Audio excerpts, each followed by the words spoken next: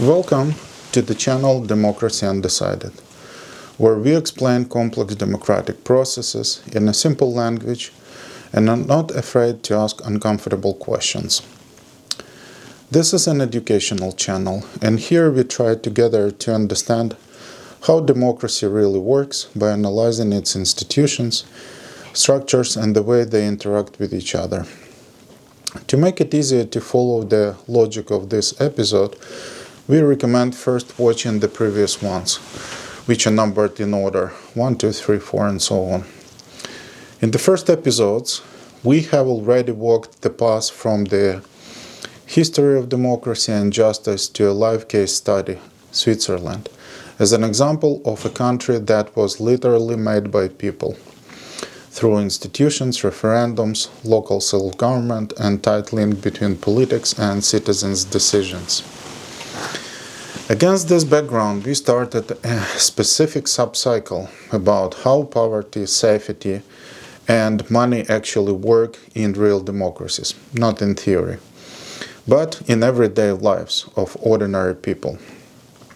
In the previous episodes of this cycle, we talked about democracy without destitution, about the fact that in rich countries people continue to live in poverty not because there is a lack of food or resources, but because the rules of the game are built in such a way that a person gives the system almost all of their caught fish and in return receive only half of the potato. In the second episode, we looked at what happens when such a life drags on for years. Long-term poverty, lack of any buffer, uncertainty about tomorrow, all of this turns into fertile ground for crime. Instead of eliminating the causes, the state builds an industry of control. Police, prisons, cameras, security, harsh laws. Now the logical next step is to look not only at poverty and crime, but also at the money mechanism standing behind them. Where does the state's money actually come from? Who fills the budget with their taxes and purchases? And who receives stable flows from this budget in the form of interest on government debt, subsidies, and tax breaks? In this episode, we will once again look at how the closed cycle of the economy works: production, wages, purchases, taxes, budget. We will talk about how the tax base is formed from this circle, how a surplus, balanced, and deficit budget differ, and why a deficit is not a free money, but a postponed bill for future taxpayers, and a guaranteed income for owners of capital. At the end, we will try to look honestly at what share of this circulation is paid for by citizens, and what share is received by those who know how to use the rules of the system. If the topics of poverty, crime, and money in democracies matters to you, support the channel, hit like, subscribe, and write in the comments how, in your view, this works in your country. And now let's look inside the economic circle and see how exactly people with their labor finance the work of the state. Let's move to the first chapter of our content. The economy is often presented as something abstract: charts, indices, GDP, or the market reactions. But at the core of everything, there is something very simple. People get up in the morning and go to do something. Someone bakes bread, someone repairs cars, someone writes code, drives a bus, treats people, cleans the streets. Each of them adds a small piece of usefulness to the world. These pieces add up to what we call goods and services. For this, people receive income, a salary, a fee, the profit of a small business. Then the next step happens. With this income, they buy other people's labor: food, clothes, housing, transport, communications, leisure. Labor turns into income. Income turns into demand. Demand forces people to produce goods and work again. This is the basic circle: production, income, consumption, new production. If we add up everything that was produced and sold in a country over a year, We get that same GDP politicians and economists love to talk about. But something else is more important. There is no economy here without people. There is no separate abstract state that first earns money and then distributes it. There are people who every day, with their time, health and skills, create what can be divided at all. And it is inside this circle that another layer appears, the taxes extracted from this economic foundation. Every time a firm pays wages, it is paid to employee with already extracted an income tax and social contribution, automatically transferred to government. Every time a person goes to a shop, the price eventually includes a sales tax, an excise, a duty, someone's rent, and someone's profit. Every time someone earns more than others from this circle, a tax potential arises for a tax on profit, on dividends and capital, and on property. The very same circle that gives people the opportunity to live simultaneously gives the state the opportunity to exist. Without labor, income, and purchases, there is no GDP, no taxes, no budget, no pretty reports about economic growth. Therefore, when we ask who finances the state or where the money in the budget comes from, the answer never starts with the Ministry of Finance.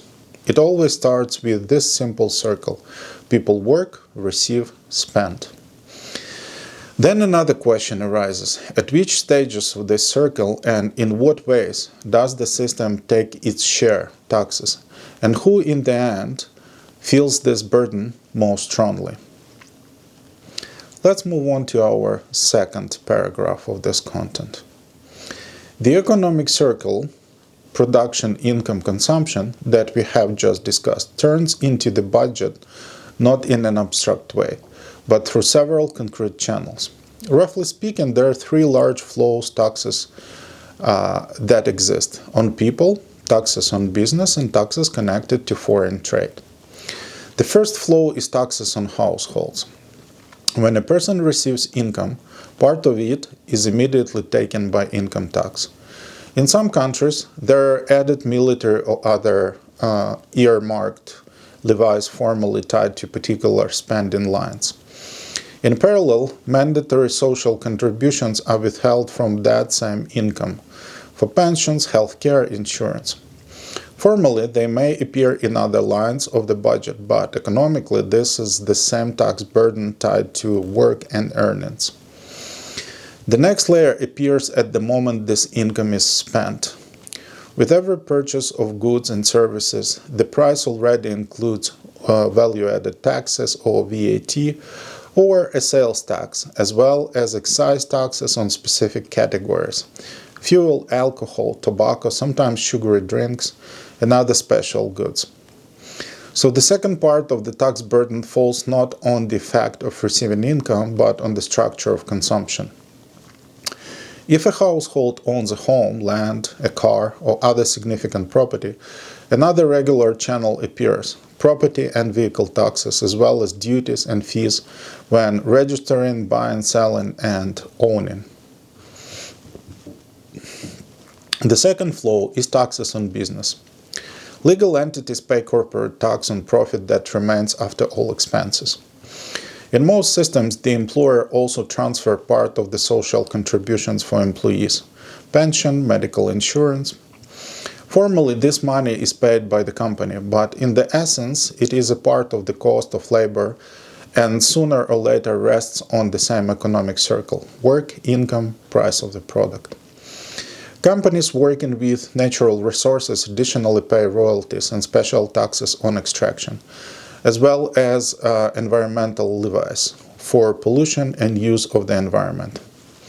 At the regional and municipal level, there are local charges for the use of land and infrastructure, for licenses, permits, trade in sports, and other local activities. The third flow is taxes on imports and exports. When a country exports goods and services, money flows in from abroad. This revenue turns into wages for workers, profits for companies, and dividends for owners, and therefore automatically becomes a base for income tax, corporate tax, property tax, and social contributions. When an important part of the value of the good goes to the foreign producer, but a significant share remains inside the country, at the border duties are collected. At the point of the sale, value-added taxes or a sales tax is charged. And the entire chain of logistics, warehouse, and retail and service creates domestic wages and profit, which are again taxed and subject to contributions. If you bring these three directions together, the picture is quite simple. At the root of all flows lies people, labor, and income, their consumption and the profits of business created by them. Households simultaneously act as workers, as consumers, and as business owners. And in this triple role, they are the ultimate source of almost all tax revenues. In this sense, the budget is not a separate bag of someone else's money, but the share that the system systematically skims off the overall economic circle created by people. Now let's have a look at the aspect who really fills the budget with examples of Switzerland, Finland, and some of the Anglo-Saxon economies. So, as not to stay only on the level of the theory, let's look for a few minutes at real numbers from different democracies. First, let's have a look at Switzerland. According to the Organization of Economic Cooperation and Development, OECD, all taxes at all levels of government there together make up about 27% of GDP, which is noticeably below the OECD average, which is about 34%. The structure of revenues looks like this. Roughly one-third of all tax receipts is personal income, tax paid by people. Another quarter or so is mandatory social contributions. About 1/8 is corporate income tax. And value-added tax plus other consumption taxes together gives less than 1/5. In other words, even in relatively light tax Switzerland, the budget rests first of all on the shoulders of households, their incomes and their purchases. Let's have a look at Finland. Finland is almost the opposite pole amongst the democracies. Their total taxes reach roughly 42% of GDP, one of the highest levels in the OECD countries. But if we look at who exactly pays, the picture is very similar. More than half of all budget revenues is labor taxation, personal income tax plus social contributions. Corporate income tax gives less than 7% of tax revenues. The rest is VAT, excise, and property taxes. Different levels of overall pressure, different welfare state models, but in both cases, the main donor of the system is the working person, not some abstract business. Canada, the USA, the UK, Australia, New Zealand are also interesting considerations for our purpose. In Canada, total taxes are at about 35-36% of gross domestic product. Around a third of all tax revenues come from personal income tax. Another noticeable share is social contributions. About 14% is corporate tax. The rest is value-added tax, excises, and property taxes. In the USA, the overall tax level is lower, roughly a quarter of GDP. But the dependence on people's income is even stronger. Around 40-45% of all tax revenues is personal income tax. A big part is payroll and social security taxes, and corporate taxes provide less than 10% of budget revenues. The US leaves without the classic value-added taxes at all, compensating it with a combination of income tax, payroll taxes, sale taxes, and very significant property taxes. In the UK, overall taxes are about 35% of GDP. About 30% of all tax revenues comes from income tax, around 20% from national insurance contributions, about 1/5 from value-added tax, and roughly 9% from a corporate tax. Australia and New Zealand are organized in their own way, but the logic is again the same. In Australia, roughly 30% of GDP passes through the tax system. More than 40% of all taxes is personal income tax, and about a fifth is a corporate tax. There is hardly any separate system of social contributions. Pensions and social spending are financed from the same general tax pot. In New Zealand, the picture is even cleaner. There are no social contributions as separate tax, while the main burden sits on the pair of income tax and consumption tax, which is called GST, and corporate taxes add only about 1/8 of all revenues. Now it would be probably interesting to talk about the resource democracies, basically countries with abundance of the natural resources. And those countries such as Norway, Canada, or Australia. So now let's add natural resources to the picture, the famous oil money, as everyone is saying. Norway, Canada, and Australia are democratic countries with serious resource bases. According to World Bank and national statistics, in Norway, total resources range from oil, gas, minerals, and timber. In different years, average around 6% of GDP, and in some peaks, they reached roughly 12%. In Canada, natural resources contributed around 5% of GDP. In Australia, in 2021, resources income exceeded 13% of GDP. In Switzerland, by contrast, natural resources make up less than 1/100 of 1% of GDP, a statistical rounding error. The country lives almost entirely off industry, services, and human capital. How does this show up in taxes? In Norway, the share of corporate income taxes, primarily from oil and gas, is almost twice as high as the OECD countries' average. And a significant part of this money goes into the sovereign fund from which the state finances spending for current and future generations. In Canada and Australia, resource revenues enter the budget through corporate taxes, royalties on extraction, dividends from state companies, and license fees. But even there, this is not a magic wallet that fully feeds the state. The bulk of tax revenue still comes from labor, consumption, and citizens' property, not directly from the subsoil. If you put all these countries on the one national chart, the conclusion is rather uncomfortable. In modern democratic economies, from Switzerland and Finland to the USA, UK, Australia, and Norway, about 70 to 85% of all tax income, one way or another, comes through people as workers, via income taxes and contributions, as consumers, via value-added tax, excises, sale taxes, and as homeowners, via property taxes. Corporate taxes and resource rents are important, but still an additional, comparatively quite small layer. The myth that corporations maintain the state collapses under simple arithmetic. At the center of the tax circle everywhere stands the household and businesses. Resources and the state rotate around it. And then a completely legitimate question arises. If 70 to 85% of the budget is formed by citizens, why, in many countries, can business lobbying influence state policy more than the citizens themselves? We will talk about this in an episode dedicated to how business and citizens exert influence on the political system. Now, I think it's time to shift to the spending structure of the government. And let's compare two countries. Let's compare Finland and United States.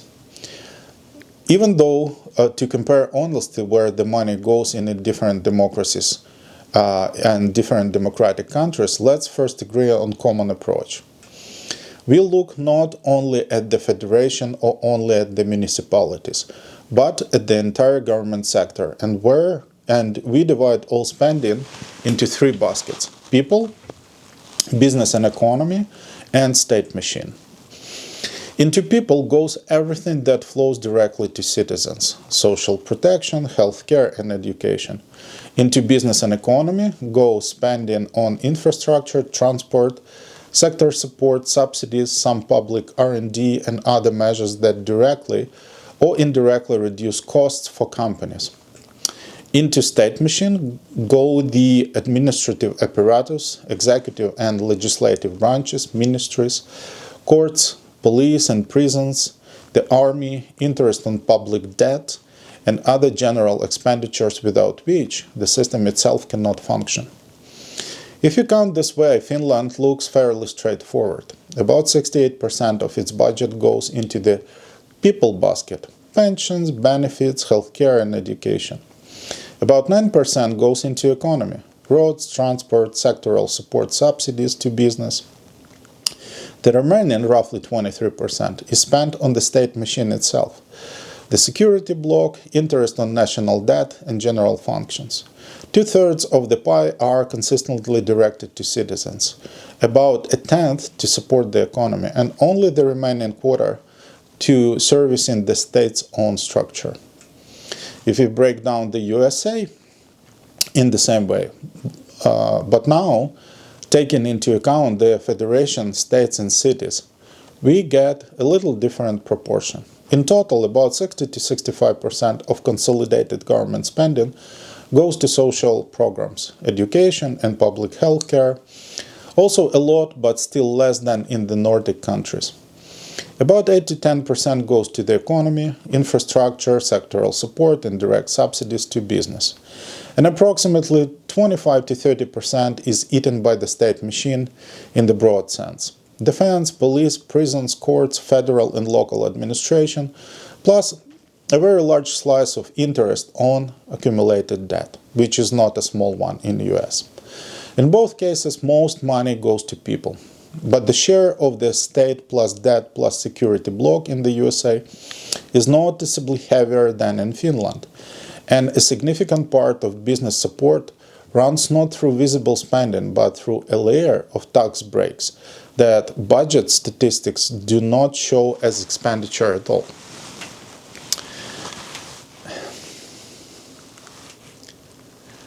Now, probably it would be interesting to have a look at the difference in spending on prevention versus reinforcement. So within this overall picture, we can make this another comparison. Not just people, economy, machine, but specifically between these two things. How much money goes to programs that really pull people out of the risk zone of poverty and crime, and how much goes to the force apparatus that keeps people in the line after problems have already arisen. In Finland, according to the official breakdown, almost 44.6% of all government spending goes to social protection, another 13.4% to healthcare, and 10.2% to education. If you take from this only the minimal anti-crime set, social protection plus housing and community environment, that is about 45% of the budget. If we add healthcare and education, which reduce the risk of criminality in the long run, we get the same as previously mentioned 68% of the budget.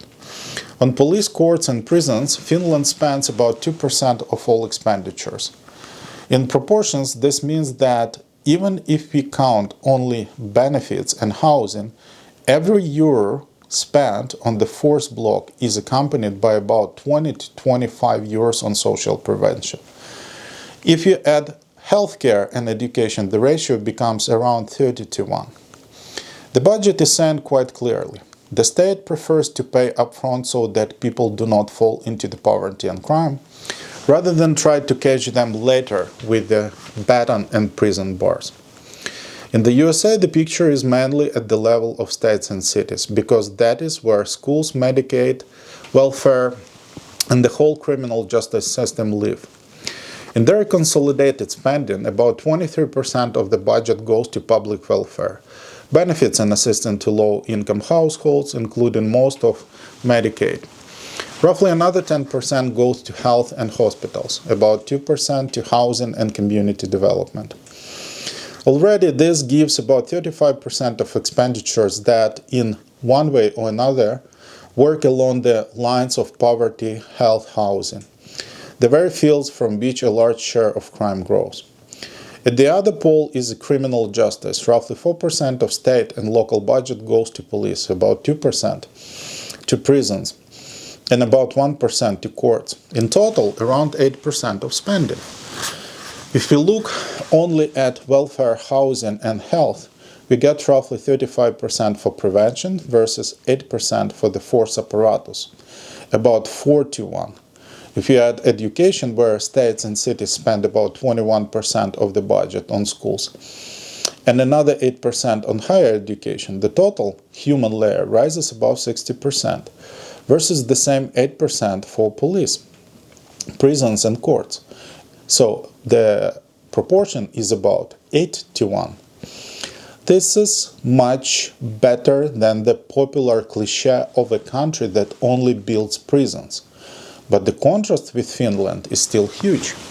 There, each euro for the punitive system is matched by dozens of euros for prevention, while here it is only single digits. Taken together, if we compare apples to apples, by the same triad, citizens, economy, state apparatus, and the same pair, prevention, force, block, the Finnish model is a budget where 2/3 of the stable pie and the lion's share of anti-crime spending is directed at supporting people and reducing their risks of falling through. The American model is a budget where a lot of also goes to people, but a much bigger slice is eaten by the state machine itself, defense, interest on all debts, and a heavier punitive block, while part of business and middle-class support is hidden in tax breaks. At the level of numbers, this becomes a simple conclusion. Different democracies with roughly comparable levels of wealth make fundamentally different choices in response to the same question. Pay up front for a normal life for people or pay more later for police, prisons, and servicing accumulated problems. Right now, I would like probably to move on to the next topic. The picture of inequality and wealth. Who really owns the world and who really owns the wealth in the countries? So now that we have looked at the who fills the common pot and where the budget money goes, the next step almost suggests itself. Who in the end owns the wealth and this whole machine serves? If you look at the world from above, the picture is very far from an even middle class. According to the latest World Inequality Report, the top 10% of people own roughly 3/4 of all global wealth, while the bottom half of humanity shares about 2% of the planet's assets. An even thinner layer, about 1/1000% of the population, fewer than 60,000 people, owns 3 times more wealth than the entire bottom half combined.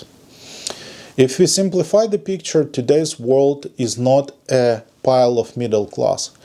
It is a narrow, very heavy top layer and a huge thin base. A good question arises: how can the enormous building of the global economy stand on such a tiny foundation? In rich democracies, this pyramid looks different from country to country, but the logic is the same. In the USA, the richest 1% of households own roughly 30% of all national wealth, while the top 10% own around 70%. In Finland, concentration is more modest. Recent estimates show that the top 10% of households control just over half of national wealth. The share of the top 1% by income is about 12%. In both places, there are democratic institutions, elections, budgets. But one system allows much thicker, heavier top floors of the economy than the other. How is this connected to the budgets and taxes we have just discussed? Directly. From below, the budget is mainly fed by people through the income taxes, payroll contributions, consumption taxes, property taxes. On average, in developed countries, around 1/3 of all taxes revenues is personal taxes and contributions, and another big slice is value-added taxes and other consumption taxes. Corporate taxes make a relatively small contribution, on average about 12% of all tax revenues in OECD countries, around 3 to 4% of GDP. That is, legal entities that own the main assets put a much smaller share into the common pot than regular households, even though it is through corporations and financial structures that the lion's share of capital is accumulated. At the same time, for the very top layer, the tax system has become much softer over the last decades. Research by Sayas and Zachman and the new NBER data shows that the total effective tax rate for the 400 richest American families has fallen from about 50 to 60% in the mid-20th century to about 23 to 24% in 2018-2020, after including all types of the taxes. This means that the share of the income the ultra-rich actually hand over to common pot is now close to what the middle class pays, and sometimes even lower. Partly this is due to lower statutory rates on corporate profits and capital income, partly to repackaging income so that it is taxed under softer regimes. The second important mechanism is not only how much is taken, but also to whom it is returned. In the visible part of the budget, these are subsidies, government contracts, infrastructure, industrial programs, things that make doing business cheaper. In the USA, estimates of corporate welfare suggest that at the federal level alone, direct and hidden subsidies to businesses amount to about 2 to 3% of the budget. And if we add tax breaks targeted at the capital and high incomes, the flow becomes even more noticeable.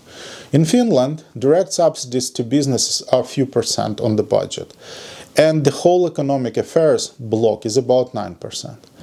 The difference is not only in scale, but also in who receives these benefits and on what terms. There is also a hidden layer that does not show up in spending at all and sits in the tax code as tax expenditures, exemptions, deductions, and preferences. The US Treasury explicitly defines them as form of spending, just done through the tax bill rather than a visible budget line. Analysis shows that about half of the gains from major tax breaks are captured by the richest 20% of households, while the bottom 20% receive less than 10% of this pie. So even when the state helps through the tax system, the money stream more often flows upwards, not downwards. If you look at who actually owns this accumulated wealth, the picture becomes even more concrete. According to large banks and analysts, about 1% of the richest people on the planet own nearly half of the global wealth, and their assets are not in houses and deposits, but in shares, bonds, and equity stakes in companies. Separate studies shows that just 3 American assets managers, BlackRock, Vanguard, and State Street, control around 1/5 of all investable global assets, and in some global sectors like the seed market, 2 corporations hold up to 40% of the worldwide market. Within the USA, recent calculations indicate that richest 1% of households own about 1/3 of national wealth, and just 19 richest families gain roughly $1 trillion of additional wealth in a single year, raising their share to almost 2% of all wealth in the country. This is the practical meaning of the phrase, who really owns the world? Not abstract oligarchs, but a very narrow layer of capital owners and management structures through which investments, dividends, and profits flow. And here we see the loop that closes our discussion on democracy, taxes, and budget. Most citizens fill the budget through wages, purchases, and contributions. The state redistributes the money, part downward, part into infrastructure and economy, part into the machinery of power and the force apparatus. But the structures of taxes, benefits, and subsidies is such that a noticeable share of resources ultimately flow back upward to those who already own the main assets. This layer of the population has a disproportionate influence on politics. Research shows that a tiny fraction of citizens, on the order of hundredths of a percent, provides the lion's share of political donations and lobbying pressure that shapes precisely those tax rules and budget priorities. The result is a fairly harsh but honest. Democracies on paper give everyone a vote, but in the economy and the budget, not every euro and dollar works the same way. Some systems, like Finland, put most of the weight on people and use taxes and spending to compress inequality. Others, like the United States, allow much more room for capital accumulation at the top, soften tax pressure on large owners, and through benefits and subsidies, effectively feed existing concentration of wealth. Globally, all this adds up to a world where a tiny top layer controls a significant part of the resources on which budget politics and ultimately the very contour of our democracies depend. That is the picture of inequality and wealth tied to budgets. Who fills the common pot, who sets the rules for dividing it, and to whom the main flows eventually return. Now, it would be interesting to see whether taxes can fix inequality. We have just broken budgets down into three baskets: people, economy, and state machine, and seen that different democracies make different choices. The next step is to see what those choices do to inequality. In theory, it is simple. Taxes and transfers are scissors that can sharply trim the gap between rich and poor. There are incomes before state intervention, wages, profits, rents, and there are incomes after, when taxes have gone through from above and pensions, benefits, subsidies, and services have come in from below. According to OECD, on the average in developed countries, taxes and cash transfers reduce the Gini coefficient by about a quarter, minus 10 to 11 points. But the variation is huge. In some countries, redistribution cuts inequality almost in half. In others, its effect is only a few percent. In the USA, for example, the inequality curve is also noticeably bent by taxes and social payments. But the initial gap is so large that even after the state, the country remains one of the most unequal in the club of rich democracies. Economists have argued for many years whether it is even possible to redistribute seriously without killing growth. Anthony Atkinson, one of the classics of the field, devoted his work precisely to showing that this is not a question of faith, but of a concrete set of policies. In his books, he described a whole package of measures from regulation of technology and employment to social protection, capital distribution and progressive taxation, which together really shift the income distribution towards less inequality rather than just sounding good in slogans. Peter Lindert approached the issue from another side. Is it really true that large social spending slows the economy? In his Growing Public, he shows with long-run data that countries with expanded the social sector, like pensions, education, healthcare, basic protection, did not necessarily grow more slowly. On the contrary, in some cases, bringing more people into normal economic life through education and income security increased the economy's growth potential. In other words, a well-designed redistribution is not only about fairness, but also about long-term efficiency. Positive models here are needed not as icons, but as proof that this is actually possible.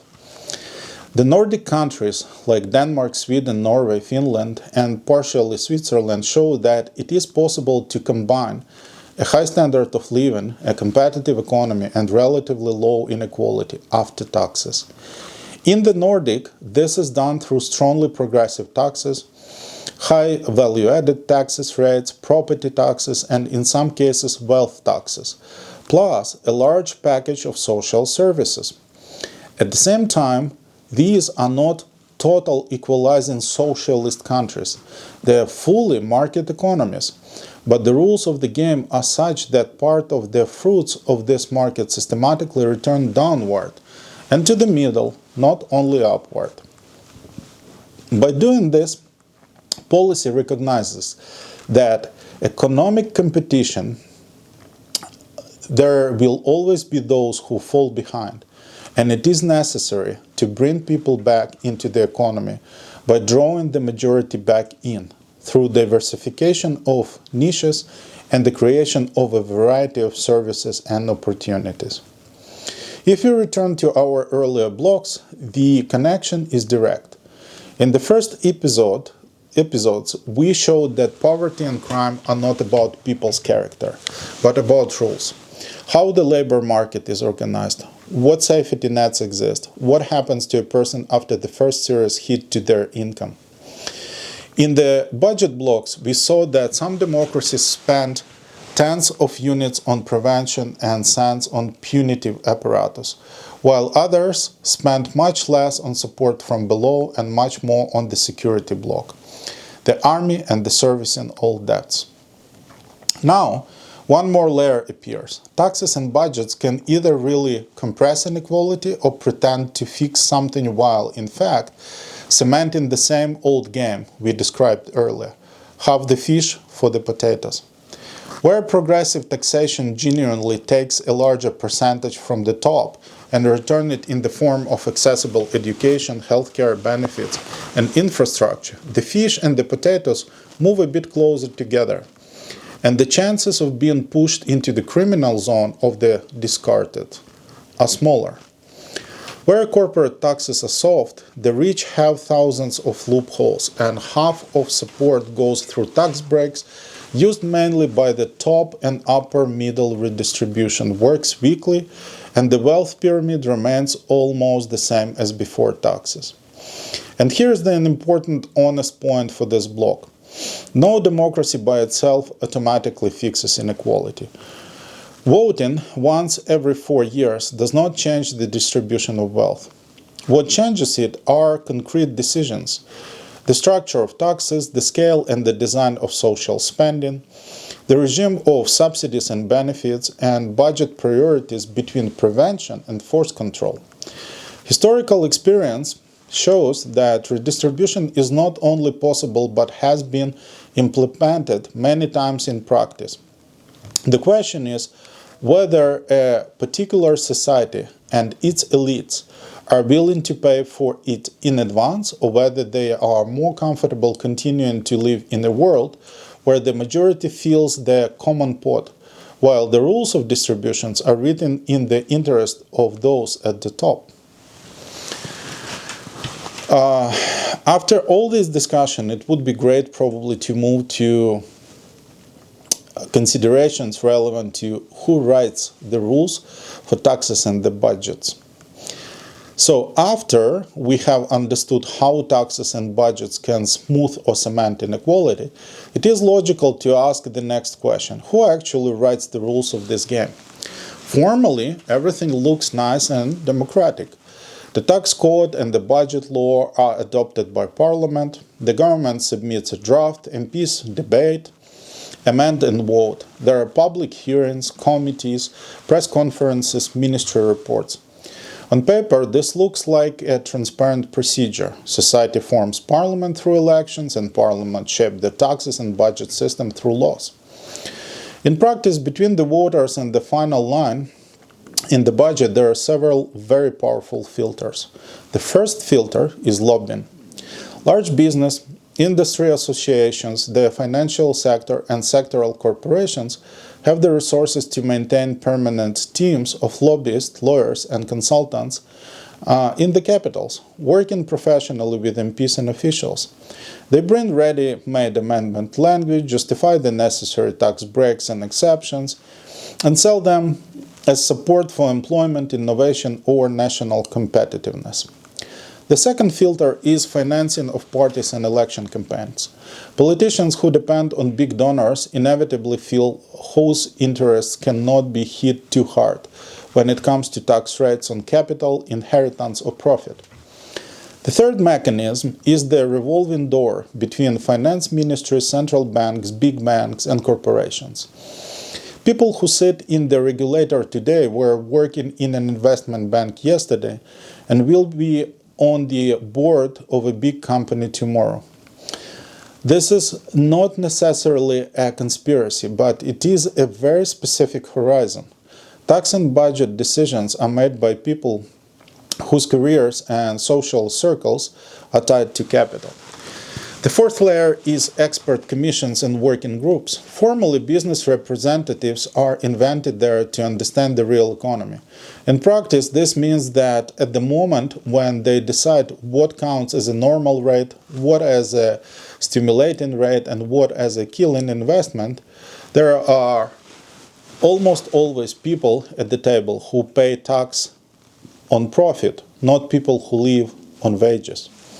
As a result, a law may look progressive in the headlines and press releases. High rates for top incomes, tough corporate taxes, war on offshore schemes. But inside it, a layer of exceptions, special regimes, and transitional provisions is woven in that sharply softens the blow for those who can afford a good tax advisor. The mass voter sees a big number in the news and feels a sense of justice. They finally squeezed the rich. The rich see the details. A long list of deductions, capital loopholes, soft rules for multinational structures, individual agreements with the tax authority. Formally, the rate is the same for everyone. In practice, the effective burden on the top and on the middle class can differ many times over. And here we circle back to the title of the episode. Formally, everyone finances democracy. The worker who pays income tax and VAT in the shop, the small business that pays contributions and profit tax, the large companies that transfer their share to the budget. But the real rules for how much each pays and how much each gets back through tax breaks, subsidies, and government contracts are often written in the interest of those already at the top. Democracy gives everyone vote at elections, but when specific tax articles and budget lines are discussed, that voice does not sound equally loud. That is why the question who really finances democracy and who lives off of it cannot be separated from the question who controls the rules of the game for taxes and budgets. Now probably it's a good time to talk about political promises versus reality. So when politicians talk about taxes and inequality, the set of promises is almost always the same. First, we will cut taxes for the middle class. Second, we will make the rich and corporations pay their fair share, shut down offshore schemes and loopholes. Third, we will defeat poverty and reduce inequality. And fourth, of course, we will increase spending on healthcare, schools, and pensions. If you open party platforms and campaign videos from 5 years ago in any major democracy, you will definitely find these 4 points there, just in different wording and with a different level of pathos. In theory, checking whether such promises were kept is not hard. There is the Gini coefficient before taxes and transfers. That is how the market itself distributes income. And there is a Gini after, once taxes, pensions, benefits, and payments have gone through. The difference between these two numbers shows how much the state really cuts inequality rather than just talking about it into a microphone. Take Canada in the early 2010s, for example. Looking at the market incomes before state intervention, Gini was around 0.5, quite a high imbalance. After taxes and social transfers, it fell to about 0.39. In other words, through the tax and transfer system alone, the state shaved off roughly a quarter of the original inequality. If you take a group of countries with similar starting points, say Gini of 0.5 before taxes, the picture becomes even clearer. In some countries, after redistribution, Gini falls to around 0.26, 0.28, almost half of the original gap. In others, with the same starting inequality, it only drops to 0.45, 0.46. So redistribution exists, but its effect is cosmetic. In the USA, for example, taxes and transfers also noticeably bend the curve, roughly from 0.5 to around 0.39. But even after all the systems work, the country remains one of the most unequal amongst rich democracies. The starting point is too fat, and the scissors do not cut all the way. So, in practice, with the same before, we see three different worlds after. In some places, the state scissors of taxes and transfer almost cut inequality in half. Elsewhere, they only trim the edges, leaving the pyramid almost unchanged. And somewhere in between, the gap shrinks, but the top layer remains very thick and the bottom very thin. This is no longer about the invisible hand of the market, but about which tax decisions were actually made after all those elections' promises. If you now go back to the slogans, the picture becomes less romantic. The promise we will cut taxes for the middle class is often delivered through a small tweak to the income tax scale.